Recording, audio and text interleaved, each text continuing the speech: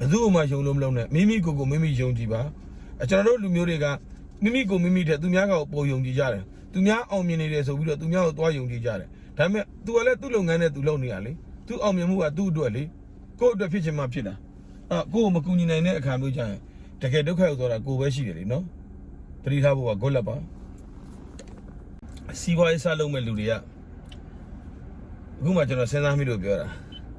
ဘသူ့ကိုယုံလို့မှမလုံနဲ့ဗျကျွန်တော်လေဒီဘက်ခက်မှာမြင်ငပိတို့ငပိရေဂျိုတို့အရန်နာမည်မကြီးခင်အချိန်တော့ကျွန်တော်ရွှေမြင်းဆိုတဲ့နာမည်နဲ့မြင်ငပိတောင်းတို့မြင်ငပိကင်းတို့မြင်ငပိကျော်တို့ကျွန်တော်ရောင်းမှုတယ်တစ်ထုပ်ကို250နဲ့စိုင်နေလိုက်ပို့ဘူးတယ်ကျွန်တော်အဲ့ဒီအချိန်တော့ကျွန်တော်အိမ်ပါမစ်ကလေးကို330နဲ့တငယ်ချင်းရှိမှာပေါင်ပြီးတော့မှကျွန်တော်ရင်းရတာဒါပေမဲ့ကျွန်တော်အဲ့လိုငါခွက်လန်အောင်ရှုံးသွားတယ်အရင်အရေးသွေးကောင်းအောင်လုပ်တာမြင်ငပိကိုဝယ်လို့ရှိရင်လဲစိုးစေးမပါတဲ့မြင်ငပိကင်မီကယ်မပါတဲ့မြင်ငပိသိလားမြင်ငပိကိုလည်းကျွန်တော်အချုံမုံပါတဲ့မြင်ငပိကိုကျွန်တော်စတီးပြားကြီးပေါ်မှာတင်ပြီးတော့ကင်လိုက်တာကင်ပြီးတော့မှမြင်ငပိကင်လို့စီလေးမြေပဲစီစစ်ကလေးကိုအညာဘက်ကမှာပြီးတော့စီလေးဆန်းပြီးတော့မှကျွန်တော်ရောင်းတာမြင်ငပိကင်ပြူဝါလီစားတဲ့လူကလည်းအငန်သက်သားရမယ်ဗျာလက်ထောင်းငပိ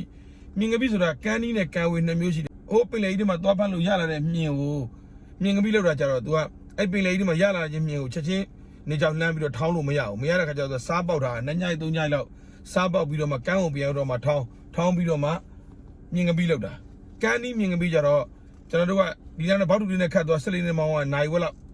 ပဲရှိတဲ့နေရာလေးလောက်မှာအဲ့လိုပိုက်တွေထောင်ကြတာပေါ့အဲ့ရတဲ့မြင်လေးတို့နေချင်းအခုရလာတဲ့နောက်တစ်နာရီအတွင်းမှာနေလန်းလှမ်းပြီးတော့ချက်ချင်းထောင်းတာပေါ့အဲ့လိုမြင်ငပိအဲ့မြင်ငပိကိုကျွန်တော်စိုးစီမပါဘူးအချိုမုံမပါဘူးပန်းစီမပါဘူးလုံးဝဗျာကင်မီကယ်မပါဘူးအဲ့လိုမျိုးကျွန်တော်ရောင်းပေးတာကောင်းကောင်းလေးစားအောင်ရောင်းပေးတာဒါပေမဲ့မကြိုက်ကြဘူးမြင်ငပိကြော်ဆိုလို့ရှိရင်ကျွန်တော်သေချာကြက်သွန်ဒီပါသေချာရောင်းပေးတာကောင်းကောင်းမလုပ်ပါနဲ့လူတွေကကြိုက်ကြတယ်ကျွန်တော်မြင်ငပိကိုကြိုက်ကြတယ်ဒါပေမဲ့ကျွန်တော်ရောင်းရမယ်တော့ဈေးထဲမှာဗျာတခါတည်းလောက်တောင်ပါတယ်မြင်ငပိတွေကလေတစ်ထုပ်ကို90နဲ့ရောင်းတာအဲ့ဒါကိုပဲမဲသေးပြီးသားကျွန်တော်ထုံ290ကိုမစားနိုင်ကြဘူးဘာလို့မစားလဲဆိုတော့ကျွန်တော်မြင်ငပိတစ်ထုပ်220ကိုစားမယ်ဆိုလို့ရှိရင်ဟို90တန်း9ထုတ်ရတာဟုတ်ဒါပေမဲ့ quality ကောင်းတယ်ကျန်းမာရေးကောင်းတယ်အရည်သွေးကောင်းတယ်ဆိုတဲ့ဟာကိုသူတို့မခွေခွဲနိုင်တော့ဘူးဒီကျွန်တော်တို့ကနေ့စဉ်ရလာတဲ့အင်ကန်းပေါ်မှာမူတည်ပြီးတော့သူတို့ရဲ့စားဝတ်နေသူတို့ရဲ့အသုံးစရိတ်ကလေးတွေသူတို့ budget တွေကျွေးတာသုံးရတာဖြစ်တာဟုတ်အဲ့ဒီမှာကျွန်တော်လူတယောက်ကိုယုံလို့အလုပ်လုပ်ခဲ့ဘူးတဲ့အဲ့မြင်ငပိကိစ္စမှာကျွန်တော်ကမြင်ငပိရောင်းမယ်ဆိုပြီးတော့လူတယောက်နဲ့တွားတွေ့တယ်နာမည်ကြီးစားတော့ကုန်လုပ်ငန်းကျွန်တော်မိတ်ဆွေဗျာတော်တော်ခင်ခင်မင်းမင်းပါတွားတွေ့တာတွားတွေ့ပြီးတော့ခင်ဗျားလုပ်ချင်ကြုတ်ကူညီမှာပေါ့တဲ့မပူနဲ့ကျွန်တော်ဖြန့်ပေးမယ်တဲ့သူတို့ပေါက်ပြီးသားဆိုတော့ဗျာသူ့အားနဲ့လိုက်ဖြန့်ပေးမယ်ဆိုလို့ရှိရင်ကျွန်တော်တော်တော်လေးလုပ်ငန်းပိုင်းမှာအဆင်ပြေလာမယ်လို့ကျွန်တော်ယူဆတဲ့အခါကျတော့သူ့ကိုလည်းအားကိုးမိတာတော့အမှန်ပဲကျွန်တော်အဲ့ဒါနဲ့ကျွန်တော်အိမ်ကို330နဲ့ပေါင်ပြီးတော့ကျွန်တော်လှုပ်လိုက်တယ်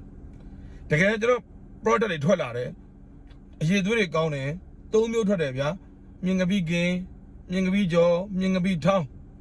3မျိုးကျွန်တော်အချိုမုံအလွတ် chemical လွတ် get quality အစစ်နဲ့ကျွန်တော်ထုတ်တယ်လူတွေကြိုက်ကြတယ်ဒါပေမဲ့ကျွန်တော်ကောင်ရောင်းမကောင်းဈေးက90လောက်ကောင်းရတယ်တော့ကျွန်တော်တကယ်ကြီးကိုဖြန့်ကြည့်ယူလဲကျွန်တော်အကူအညီတောင်းတဲ့ခါကျတော့ဖြန့်ပေးမယ်ဆိုပြီးကျွန်တော် sample တွေသွားပေးတာလုံးဝဖြန့်မပေးသွားဘူးတစ်ခါသွားပြောတယ်တကယ်ကြီးငါ့ကိုအကူအညီပေးပါအောင်အေးငါဟိုပို့ထားတယ်ငါဒီကိုပို့ထားတယ်နဲ့ကျွန်တော်လုပ်ငန်းကပျက်စီးသွားတယ်လုံးဝဖြစ်မလာခဲ့ဘူးအဲ့တော့ခင်ဗျားတို့ကျွန်တော်ပြောပြချင်တာကစီးပွားရေးလုပ်ငန်းတစ်ခုလုပ်တော့မယ်ဆိုလို့ရှိရင်ကိုယ်တိုင်လေ့လာတာပိုကောင်းတယ်သူများကအားကိုးလို့သူများကယုံကြည်ရလို့သူများအပေါ်မှာမိတီးပြီးတော့လုပ်ရမယ်အလုပ်ဆိုတော့